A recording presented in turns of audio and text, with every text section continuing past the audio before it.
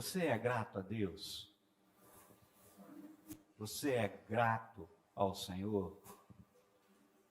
O Salmo 116, um salmo de ação de graças, no verso 12, o salmista lança uma pergunta. Ele diz assim: que darei ao Senhor por todos os seus benefícios para comigo? Eu sei que se eu abrisse a oportunidade para que vocês se manifestem de forma audível razões de gratidão, com certeza nós ouviríamos aqui: eu sou grato pela minha família. A gente ouviria aqui: eu sou grato pela minha saúde, eu sou grato pelo meu emprego. Ou seja, todos aqui têm razões de gratidão. Agora, quase que automaticamente nos viria à mente qual a medida dessa gratidão.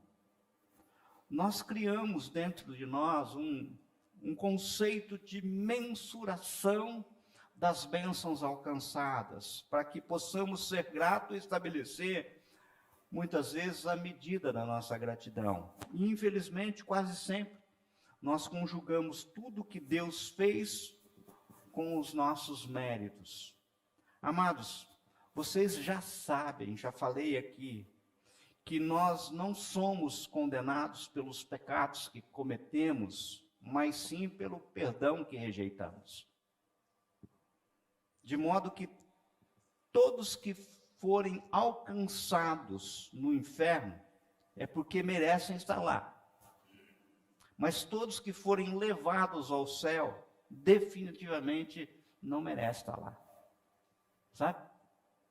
Sempre que penso sobre isso, sobre perdão, sobre gratidão, sobre expressão de amor que desejamos manifestar ao Senhor, o Espírito automaticamente ele me leva a um texto que só existe no livro de Lucas, capítulo 7. É um texto que me fascina, é um texto de cabeceira.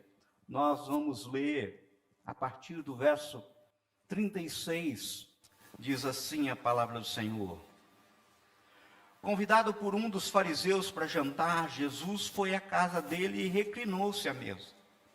Ao saber que Jesus estava comendo na casa do fariseu, certa mulher daquela cidade, uma pecadora, trouxe um frasco de alabastro com perfume e se colocou atrás de Jesus a seus pés. Chorando, começou a molhar-lhe os pés com suas lágrimas. Depois os enxugou com os seus cabelos, beijou-os e os ungiu com o perfume.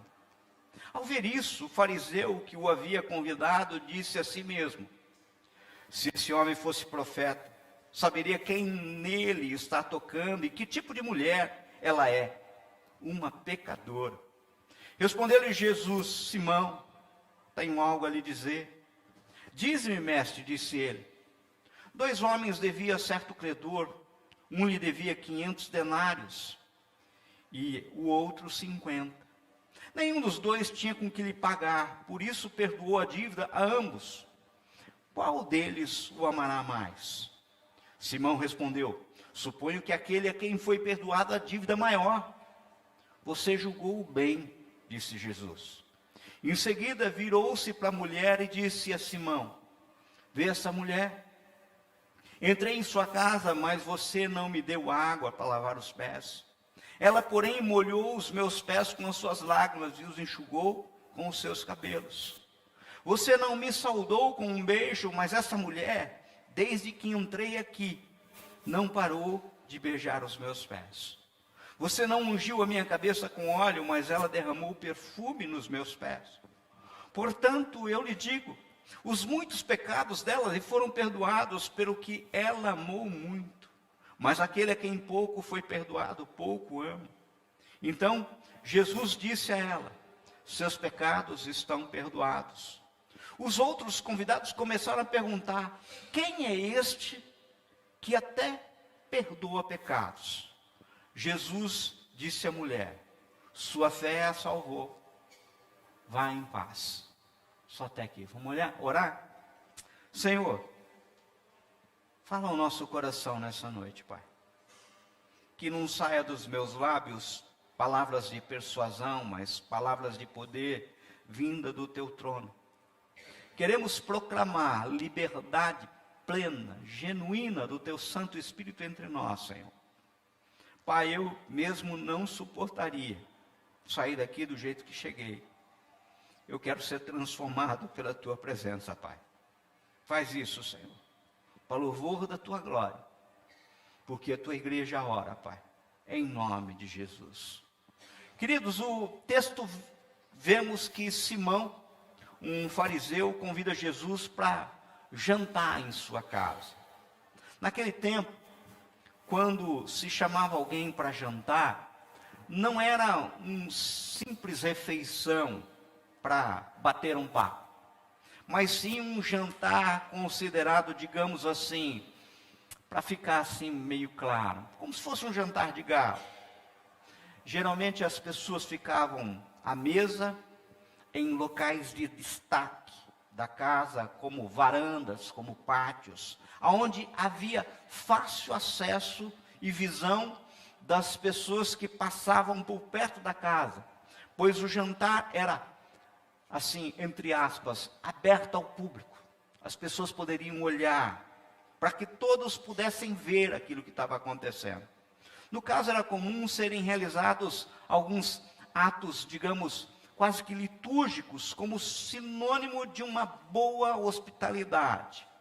A primeira coisa que se fazia era mandar o seu servo lavar os pés do convidado. A região da Palestina, como vocês bem sabem, como não havia calçamento como tem hoje, sendo composta por muita terra, muita areia, os viajantes passavam por essas regiões e os calçados na época geralmente eram sandálias. Os pés se sujavam. Isto, então, para que as pessoas entrassem na casa, era oferecido que eles lavassem os pés. Isso simbolizava uma boa hospitalidade. Em seguida, o que convidou iria até ele e o dava um ósculo santo. O ósculo santo é um beijo. Geralmente era um beijo na testa, simbolizando boas-vindas. E para finalizar, ungia-se a cabeça do convidado, simbolizando respeito.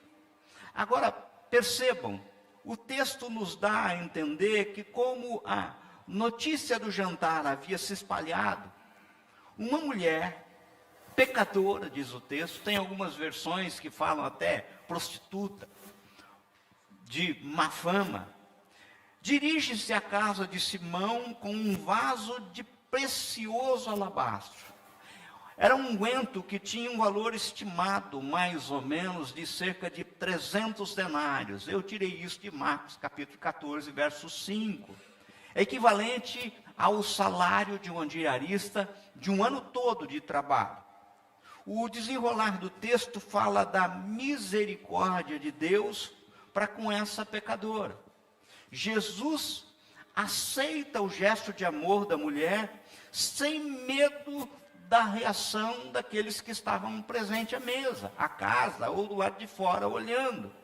Na verdade, ele aproveita o episódio para falar do amor do pai por aquela mulher que nem sequer sabemos o nome, o texto não fala. E aquilo que ela simplesmente faz. Nós temos aqui uma extravagância. O texto aponta que a mulher se aproxima de Jesus e com suas lágrimas rega seus pés e os cobre de beijos. Ela nada expressa com palavras, apenas ama profundamente. É isso que eu queria que fique claro no texto. Essa mulher ama profundamente. A mulher unge os pés de Jesus com um caríssimo perfume, num sinal de extrema humildade, num sinal de honra, para com aquele que ela se dedica. Lava os pés de Jesus com suas lágrimas, seca-os com seus cabelos. Sua atitude dispensa a palavra. Eu acho que esse texto aqui, a gente poderia capitular ele como a extravagância da adoração, sabe? Ela rompe tudo. Mulher soltar os cabelos em público.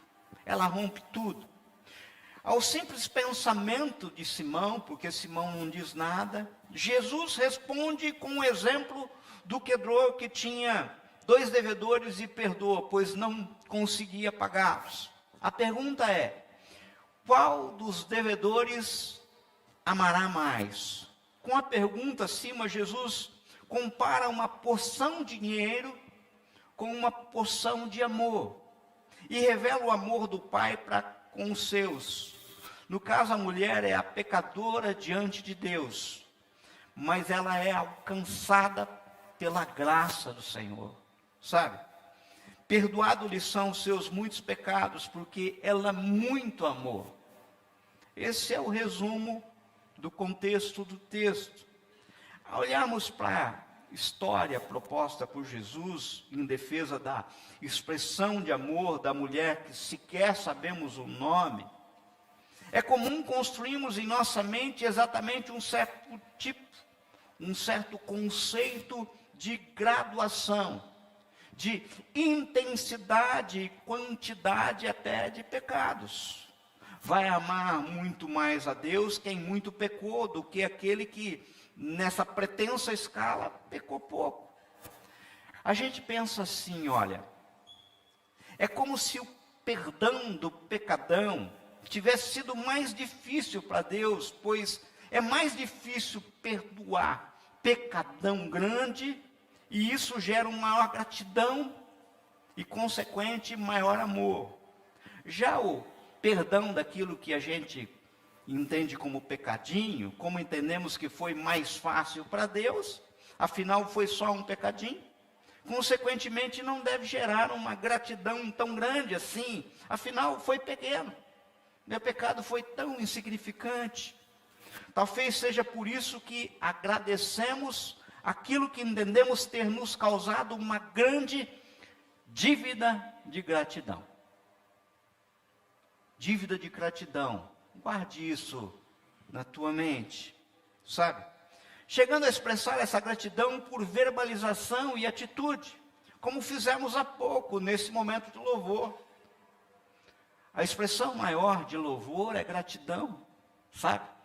Todo louvor é louvor de gratidão ao Senhor. Mas passamos batido por aquilo que achamos que foi, muitas vezes, muito barato. Não custou tanto assim para Deus. Aliás, nem temos certeza se foi Deus agindo. Eu já falei aqui, eu nunca vi ninguém fazer um culto de ação de graça por cura de uma gripe. Nós não fazemos. Nós achamos que não foi Deus não teve nada com isso. Cura de um resfriadinho. Eu nunca vi um culto de ação de graças, principalmente quando não temos conceito de que alcançamos alguma vitória, sabe? Porque os conceitos de vitória na nossa mente, no nosso coração, eles ficam escancarados. Nós temos os nossos conceitos. Nós damos graças por aquilo que conceituamos como vitória. Damos graça pelo grande livramento. Nós damos graça pelos grandes milagres. Tem algo de errado nisso? Não, absolutamente não. Não tem nada de errado em nós darmos graças pelos grandes livramentos e grandes milagres. O problema é que isso é muito pouco. Isso é muito pouco. E pode nos fazer esquecer que a palavra de Deus nos aponta que devemos em tudo dar graça, porque esta é a vontade de Deus em Cristo Jesus para convosco. Está lá em 1 Tessalonicenses 5,18, em tudo. Na realidade, Paulo nos diz que em todas as circunstâncias, sejam boas ou não, precisamos aprender a dar graça. Paulo fala assim em Filipenses 4, 11 e 13. Aprendi a viver contente em toda e qualquer situação. Tanto sei estar humilhado, como também ser honrado. De tudo e em todas as circunstâncias já tenho experiência, tanto de fartura como de fome. Assim de abundância como de escassez. Tudo posso naquele que me fortalece. Essa expressão, tudo posso naquele que me fortalece, as pessoas inclusive usam nas traseiras de carro, só para conceituar o quão poderoso você é com teu Deus. E aqui Paulo está falando assim, eu dou graça até pela escassez, pela tua presença. Esse é o nosso desafio, meu irmão, minha irmã, dar graça por tudo. Eu já falei aqui, há alguns anos atrás, numa igreja da Inglaterra, o pastor notou a presença no culto de um ex-assaltante se ajoelhado para receber a ceia do Senhor, ao lado de um juiz da Suprema Corte da Inglaterra. O juiz era o mesmo que anos atrás havia condenado o assaltante, na época, a 7 anos de prisão. Após o culto, enquanto o juiz e o pastor caminhavam juntos até a porta, o juiz perguntou: você viu quem estava ajoelhado ao meu lado durante a ceia? Sim, respondeu o pastor, mas eu não sabia que você havia notado. Os 2 homens caminharam em silêncio por algum momento, daí o juiz disse: que milagre da graça. O pastor concordou: sim, que milagre maravilhoso da graça. Daí o juiz perguntou: mas você se refere a quem? O pastor respondeu: é claro, a conversão do assaltante.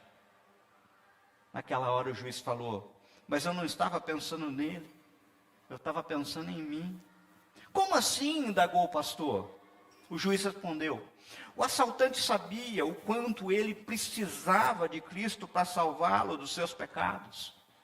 Mas olhe para mim, eu fui ensinado desde a infância a ser um cavalheiro, a cumprir minha palavra, fazer minhas orações, a ir à igreja.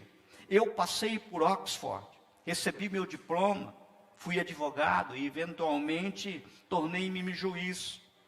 Pastor, nada a não ser a graça de Deus podia ter me levado a admitir que eu era um pecador igual ao assaltante. Levou muito mais graça para me perdoar do meu orgulho, da minha confiança em mim mesmo, para me levar a reconhecer que não sou melhor aos olhos de Deus do que aquele assaltante que eu mandei para a prisão. E que maravilha a graça é. Boas pessoas só não entram no céu porque seu orgulho as impede de chegar até o Salvador. Sabe? Percebam, a gratidão não deve estar ligada ao nosso conceito do tamanho da bênção recebida, mas ao tamanho e quantidade dos pecados que foram perdoados. Afinal, todos pecaram e destituídos estão da glória de Deus. Afirmativa de Romanos 3:23. Aqui somos todos pecadores, sabe? Amados, quantas e quantas vezes, ao nos referirmos a uma pessoa, a conceituamos como uma pessoa muito boa. Falamos: fulano é tão bom, só falta ser cristão. A gente muitas vezes brinca: só falta ser crente. Só falta se render a Cristo, só falta se render a Jesus, e daí nós reduzimos Jesus a um reles acessório. Está tudo perfeito, só falta Jesus. Querido, querida, entenda, se falta Jesus, falta tudo, sabe? Entenda, pois nele vivemos, nos movemos e existimos, é aquilo que está em Atos 17:28. Fora dele não há nada, não sobra nada. A condição de estarmos aqui respirando, sabe? Eu queria que vocês guardassem isso de uma forma bem clara. É que um dia, lá na eternidade, antes de dizer haja luz, ele disse haja cruz. É como se na eternidade falou assim: Pai, perdoa-os, eles não sabem o que fazem. É a condição de eu estar aqui, é a condição de você estar aqui. Nessa noite, se nós lembrarmos corretamente o que Cristo fez a cada um, da reconciliação que nos trouxe, aquilo que nós cantamos, não nos restaria outra alternativa senão fazer como essa mulher retratada em Lucas 7. Nos prostrarmos diante do Senhor e o adorarmos da forma mais extravagante possível. Eu fico pensando em fazer loucuras para Deus, sabe? Eu acho que a gente muitas vezes é muito comedido. E o Senhor fica esperando que a gente tenha uma atitude extravagante, de loucura. Nós precisamos reconhecer a nossa dívida em primeiro lugar. O tamanho da nossa dívida para com Deus, ela é imensurável. Custou o preço de morte de cruz do Filho unigênito de Deus. Quanto maior é o reconhecimento da dívida, maior é o perdão que recebemos e, consequentemente, maior a gratidão e maior o amor. É o que o Senhor Jesus nos explicou. Mas a graduação não é segundo os padrões humanos. Nós não sabemos fazer isso muito bem, sabe? Veja, se entendemos que a dívida é pequena, entendemos que o perdão é pequeno. E não somos tão gratos assim. Mas se entendemos que a dívida é enorme, entendemos que o perdão é enorme, daí nós ficamos tremendamente gratos. Essa graduação é nossa, nós que fazemos.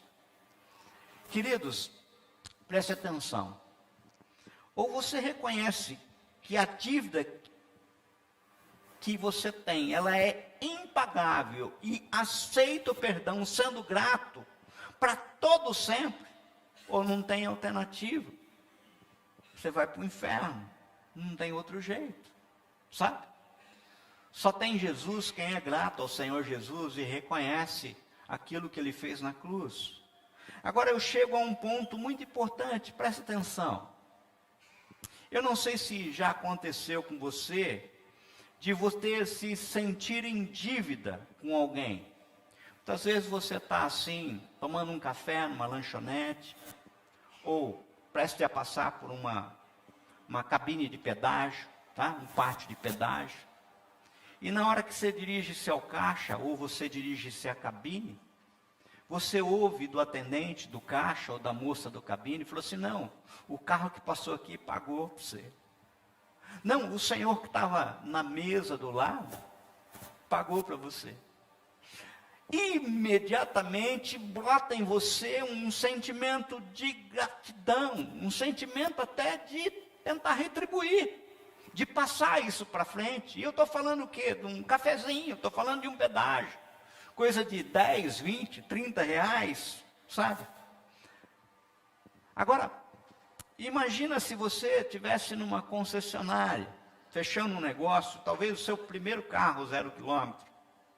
E daí na hora de pagar, você é avisado que o carro é seu e que você não precisa pagar nada, pois alguém pagou no teu lugar. Automaticamente você ficaria com esse sentimento de maior gratidão ainda.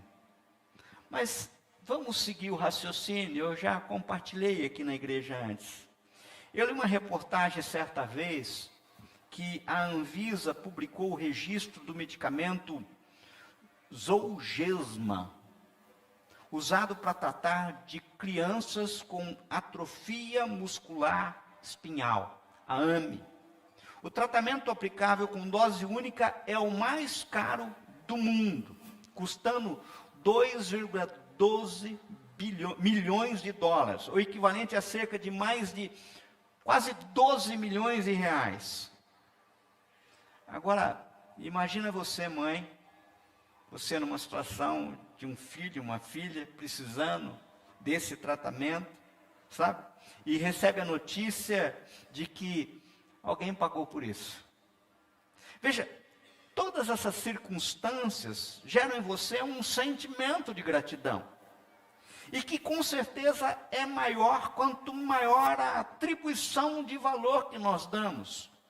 E que pode gerar um desejo de corresponder, um desejo de compensar, um desejo de retribuir.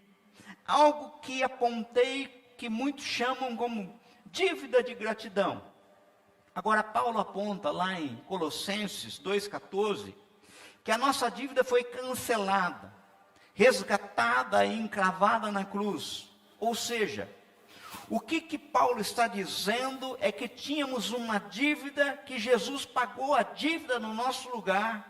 O título, a nota da dívida foi paga, pregada na cruz, para que todos vissem. Ora, todos nós sabemos aquilo que está apontado em João 3,16, nós sabemos ecoar. João 3,16. Porque Deus amou o mundo de tal maneira que deu o seu Filho unigênito para que todo aquele que nele crê não pereça, mas tenha vida eterna. Mas, pregador, então qual que é o problema?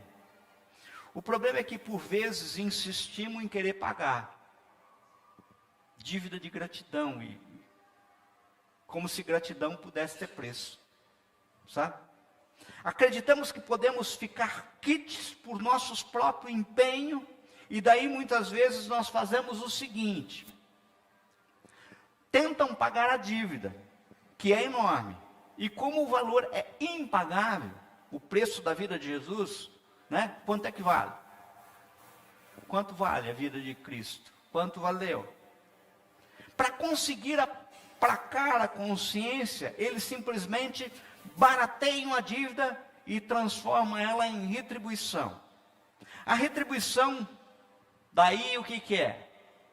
É o cumprimento de uma promessa, é um sacrifício, é uma barganha, ou seja, simplesmente acrescem à salvação oferecida por Jesus um acessório do próprio esforço. Então, para eu me salvar, não basta a cruz de Cristo, é ela mais aquilo que eu posso fazer para me tornar merecedor. Infelizmente, muitas pessoas pensam assim, sabe?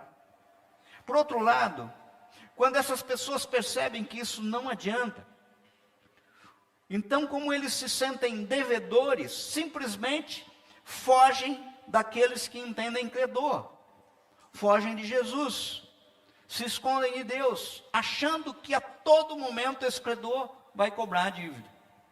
Porque a gente é assim, né? Com aqueles que são credores da gente, né? Achando que ele vai cobrar, o que você faz? Se esconde, você foge, muitas vezes até envergonhado. Note, eles até pegam um princípio bíblico e adulteram, pois se olharmos a palavra, veremos que, de certa forma, o devedor é escravo do credor, que passa a ser o seu senhor. Isso não é invenção minha, isso é que está em Provérbios 22:7. Salomão disse isso. E daí eles se esquecem a maior de todas as diferenças, é que esse Senhor, que resgatou a minha dívida, a tua dívida, é Senhor sim, é justo juiz sim, é todo poderoso sim, mas Ele é Pai.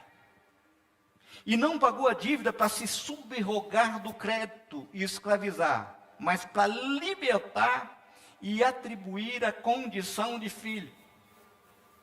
Sabe? Olhem o que Paulo nos aponta em Romanos 8,15. Porque não recebeste o espírito de escravidão para outra vez estares em temor, mas recebeste o espírito de adoção de filhos, pelo qual clamamos, Abba, Pai. Gente, esse texto ele é lindo demais. Vejam, amados, um filho, ao receber os benefícios advindos do pai, é natural que tenha gratidão, mas não nutre nenhum sentimento de dívida. Imagine uma criança, sabe, que corre para o braço dos pais e o pai está aguardando ele com uma bolona de sorvete. Eu sempre gosto desse exemplo, porque eu gosto de sorvete, né? Está com aquela bolona de sorvete. Quando ele pega aquela bola de sorvete na mão, ele está grato para o pai, mas ele não tem nenhum sentimento de dívida, nenhum, sabe? Quando ele pula no pescoço do pai, ele não se sente devedor do pai. Ele simplesmente aceita aquele colo, aquele sorvete, porque aquele que propiciou tudo isso é o pai dele. Ele demonstra gratidão com um abraço, sem sentimento de pagamento. Filho não paga pai, filho honra. Guarda isso. Filho não paga pai, filho honra. Na parábola do filho pródigo, antes mesmo do filho caçula começar a se justificar, o pai já lhe abraça, Já manda colocar uma melhor roupa, um anel no dedo, sandália nos pés e ainda marca uma festa. Vocês lembram da cena? O filho mais velho, inclusive, não quer entrar na festa, fica de biquinho, cheio de coisa, sabe? E daí o pai que sai da festa para conversar com o marmanjo para tentá-lo convencê-lo. E daí ele ouve mais ou menos assim: puxa, eu sempre estive com o Senhor, sempre servi, e nunca me deste nenhum cabrito para comemorar com os meus amigos. Daí o pai fala para ele também, em outras palavras: cara, você não é servo, você é filho. E como filho, tudo é seu. Em outras palavras, você está achando que o tamanho do meu amor, o quanto você pode desfrutar de tudo, é medido pelo tamanho da retribuição que você pode me dar? Não, não é isso. Não é uma questão de merecimento, é uma questão de graça. Eu não quero pagamento, eu espero honra, sabe? É lógico que você pode demonstrar gratidão, me agradar, mas é por causa do meu amor, não por causa do teu amor. É o meu amor que te constrange, não é o teu amor para comigo que vai me constranger, porque eu já ofereci todo o amor que você podia imaginar que alguém pudesse oferecer. Eu entreguei meu filho unigênito, eu te amei. A condição para você estar aqui e existir é o meu amor. Estão entendendo a diferença? Agora, grave isso. O imenso amor de Deus, em hipótese alguma, anula a nossa responsabilidade ou inaugura aqui aquilo que as pessoas defendem como universalismo. Não é isso. No caso, eu já falei aqui que existe muita gente confundindo as coisas e querendo gratificar Deus ao invés de ser grato a Deus. E isso é uma coisa própria para relacionamento com Deus falso. Mas como assim? Gente, é assim, existem deuses, com letra minúscula, e aí para que eu me relacionar com ele, eu gratifico, eu dou a paga. Para relacionar com esses deuses, de letra minúscula, eu dou a oferenda, eu faço o sacrifício, eu pago a promessa, eu acendo a vela. Ou seja, essa é relação com um Deus que quer escravizar. Eu tenho que retribuir, eu tenho que pagar. Mas em relação a Jesus não é assim. Não é desse jeito. Mas o que eu tenho que fazer? Nada. Tudo já foi feito, sabe? Efésios 2, 8, 9 diz assim: pois vocês são salvos pela graça, por meio da fé, e isso não vem de vocês, é dom de Deus, não por obras, para que ninguém se glorie. A salvação que Jesus Cristo oferece ao homem é pela graça, e é de graça. Agora, por outro lado, também temos o risco muito grande, como a chamada turma do hashtag gratidão, sabe? Ou seja, a expressão gratidão, ela é uma expressão tão linda, mas ela tem perdido um pouco o sentido, sabe? Tem sido utilizada muitas vezes simplesmente para fugir do obrigado, da responsabilidade, e sob o argumento de que ninguém quer se sentir algemado a uma obrigação. Veja, é um tal de agradecer por conquista, amizades, famílias, viagens, paisagens e comidas, que a palavra gratidão corre o risco de efetivamente perder o sentido. E em relação à cruz, tornar-se simplesmente um hashtag, sabe? Há quem escreva hoje em dia, hashtag gratidão eterna, hashtag gratidão todo dia, e por aí vai. E não tem na vida a profundidade que significa essa gratidão em relação ao amor de Deus. Merece ao ponto de provocar a verdadeira transformação efetiva que a gratidão traz. A gratidão transforma a nossa vida. Gratidão que não transforma a vida não é gratidão. Pode ser um hashtag, sabe? É o seguinte, tem muita gente que hoje tem manifestado gratidão. Eu sou grato a Jesus do mesmo jeito que eu sou grato ao cabeleireiro que fez a escova minha no sábado. Eu sou grato a Jesus do mesmo jeito que eu sou grato pelo sol que estava na praia. Eu sou grato a Jesus, sabe, pelas flores. E aí por diante. É grato. E as pessoas tornam barato isso. Conclusão. O que o salmista escreve lá no Salmo 116? Eu li aqui de início o verso 12. Que darei ao Senhor por todos os seus benefícios para comigo. Logo em seguida ele aponta no verso 13 e 14 algo tremendo. Leiam aí, olha só, comigo. Tomarei o cálice da salvação e invocarei o nome do Senhor. Cumprirei os meus votos ao Senhor na presença de todo o seu povo. Queridos, então como é que eu agradeço? No caso, o salmista sugere 3 coisas para agradecer a Deus. Que eu queria que você guardasse isso e saísse disso nessa noite aqui como uma lição. A primeira coisa é receber a Jesus como Senhor. Verso 13. Tomarei o cálice da salvação. Como Jesus entregou a sua vida totalmente por nós, também devemos nos entregar a Ele. Jesus tornou um cálice de dor em nosso lugar. É aquilo que está em Marcos 10:38. Para nos dar o cálice da bênção. Aquilo que está em 1 Coríntios 10:16. Jesus é o presente de Deus para nós. E não podemos ser ingratos não aceitando. Sabe? Presente a gente aceita, não rejeita. Então a primeira coisa que a gente tem que entender é receber a Jesus como Senhor. Sabe? É assim, aceita o presente. Aceita a cruz. Você não é condenado pelos pecados que cometeu, mas pelo perdão que rejeitou. Aceita. A segunda coisa é viver em oração, verso 13. Invocarei o nome do Senhor. Quando invocamos o nome do Senhor, somos salvos. É aquilo que está em Joel 2:32 e Atos 2:21. Sabe? Como é que eu quero ser grato ao Senhor? Ore. Invoque-o. Ore. E em terceiro lugar, talvez a coisa mais difícil, seja obediente. Olha o verso 14. Cumprirei os meus votos ao Senhor na presença de todo o seu povo.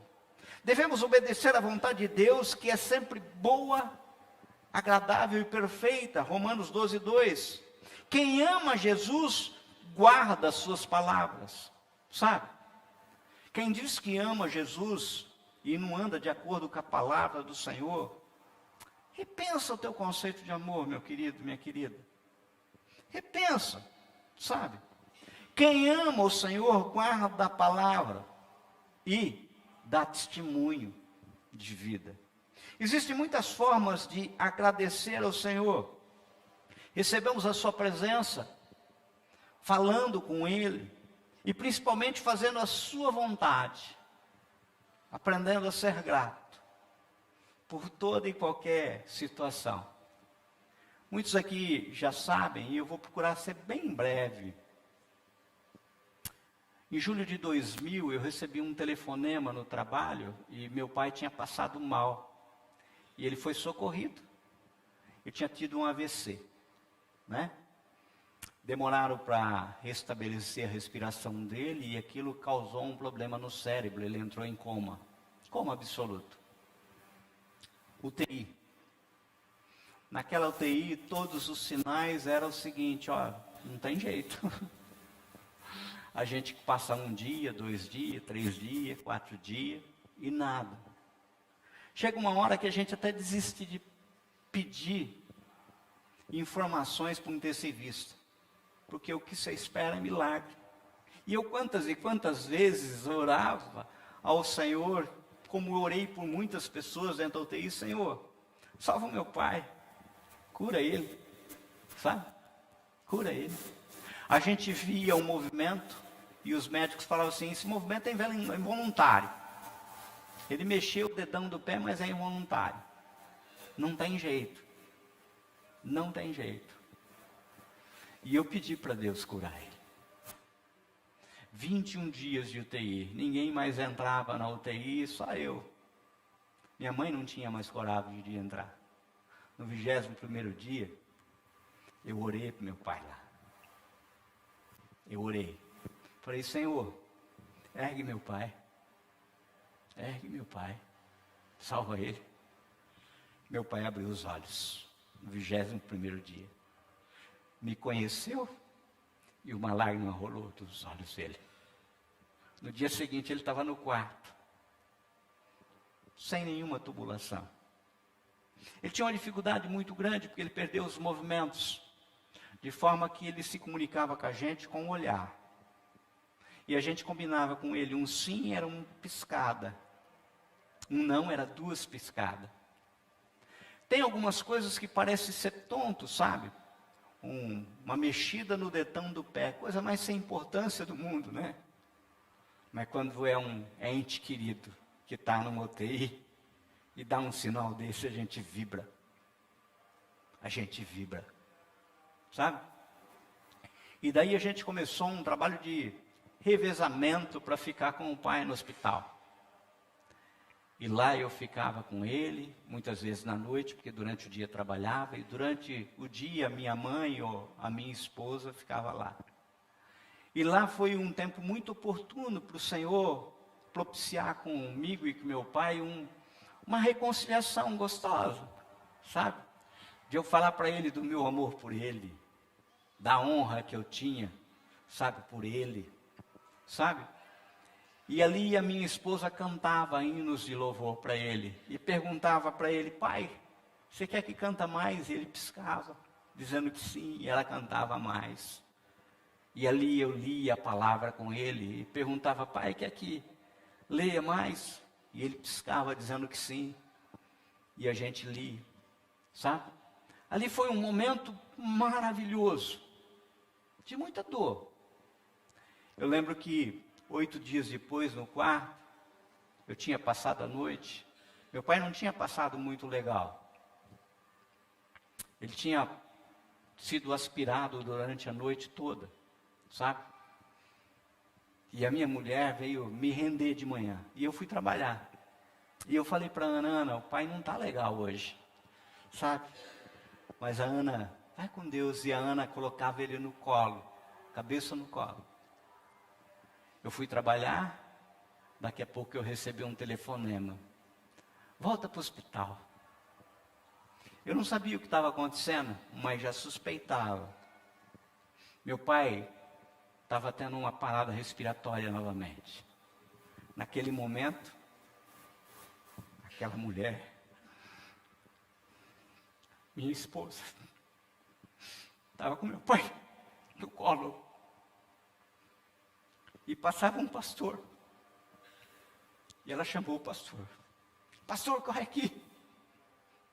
Ora pelo meu sogro. E aquele pastor entrou, o pastor Josué, e fez uma oração. Seu Dionísio, o senhor aceita o Senhor Jesus como o Senhor e Salvador da sua vida?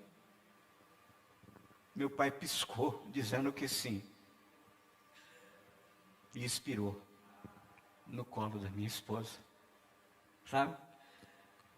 Vocês podem perguntar assim, mas, rapaz, testemunho de morte, testemunho que não termina, foi só meio testemunho, tirou ele da UTI, mas levou ele 28 dias. O Senhor me deu uma oportunidade e eu queria que vocês entendessem. Para quem aceita Jesus, quem disse que a morte é o fim? Crente não morre, volta para casa. Eu lembro do meu pai com muita saudade, mas com muita gratidão ao Senhor, porque o Senhor deu a melhor cura que meu pai merecia. João 11 diz assim, Disse-lhe Jesus: eu sou a ressurreição e a vida. Quem crê em mim, ainda que morra, viverá. E todo que vive, crê em mim, não morrerá eternamente. Crês isto? Eu sou grato pelo Senhor, porque o Senhor deu o melhor presente que poderia haver na vida do meu pai: salvação. Salvação. Então, quando eu ouço os louvores aqui, Pedro, eu sou grato. E eu acho que a gente tem que ser extravagantemente grato ao Senhor. Sabe? Eternidade. Grato pelo mínimo e pelo máximo, por tudo. Feche os olhos, eu queria orar com vocês. Pai, recebe esse momento, Senhor, meu Pai, que oferecemos como um símbolo de ação de graças. Eu sei, Senhor, meu Pai, que existem pessoas aqui com o coração apertado, esperando milagre. E tem pessoas que o Senhor tranquiliza dizendo assim: eu já dei, só recebe. Sabe? Mas nós queremos agradecer por tudo que és, por tudo que tens feito, por sua presença, por sua direção, por nossas vidas transformadas, por sua graça, poder, por nossas vidas, porque tu és muito além do que podemos entender, pelo grande amor que o Senhor tem por nós e foi manifestado por teu Filho Jesus naquela cruz. Nós somos gratos, Pai. Nós somos gratos. Pai, que todos quanto ouviram hoje, o Espírito tenha liberdade de uma forma tremenda impactar pelo teu amor. E todos se rendam a ti como aquela mulher de Lucas 7. Que o mundo tem como uma mulher de reputação duvidosa. Muitos chamam, como o texto diz, pecadora. Mas eu não sou melhor que ela. Não tem ninguém aqui melhor do que ela. Por isso, Senhor, recebe o nosso louvor e adoração, Senhor, nessa noite. Em gratidão. Em gratidão. Que a gente consiga ver, Senhor, a tua mão em coisas que muitas vezes a gente não entende. A gente não entende. A gente não sabe o que acontece. A gente não entende a dor. A gente não entende o luto. A gente não entende sofrimento. A gente não entende guerra. A gente não entende. Mas a tua palavra diz: em tudo dai graça. Nós não damos graças por tudo. Eu não posso dar graça por uma criança que é estuprada. Eu não posso dar graça, Pai, por uma criança que sofre um aborto. Eu não posso dar graça, Senhor, meu Pai, por um assassinato, por um homicídio, pelo roubo, por corrupção. Mas eu posso te dar graça, apesar de tudo isso. Apesar de tudo isso, nós podemos ser gratos ao Senhor. A razão de não sermos consumidos, Pai, é a tua graça. Por isso, Pai, recebe no teu trono esse culto como gratidão, Senhor. Gratidão a ti. Nós oramos, Pai, em nome de Jesus. Amém?